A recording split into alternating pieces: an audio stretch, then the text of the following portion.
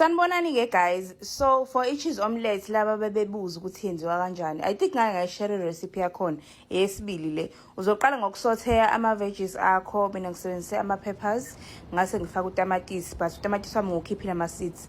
Ungakusotheya isikhathi eside yabo kuze kubhicike, sikufuna nje ku-right. Bese thatha amaqanda akho-ke uyawahwiska kahle. Ucheese wakho wenze sure ukuthi usu-ready ugrate eceleni, ufaka i-cooking spray yakho, uthela iqanda lakho bese-ke yabo lokhu utshekisa ipani ukuze phela ligcwale yonke indawo.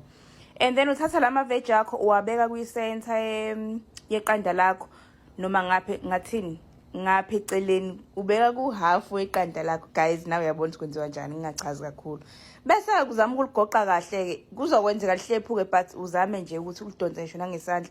Guys, mawupheka e-kitchen siyazi ukuthi awushi, kumele wenze sure ukuthi awushi. Bese uyagoqa kahle uvale kanjeya nalena selilihlekeke. Mina-ke lami bengilidla izinkwa lezi anginivezelile, ngithi nge-checkers, ngase ngayitoaster, ngenza ama-beef patties ami, ngenza ama-fries. And then ngiyathanda ukusebenzisa i-cocoa powder mangenza itiye lami avele mnandi bafethu. Bese ufaka ubisi. Ngiyakutshela the best. And then ungafaka ushukela noma uhani kancane ukuze phela ku-taste yabo uba sweet. Nakhiyana-ke seku-right, ngeke uze uyisole.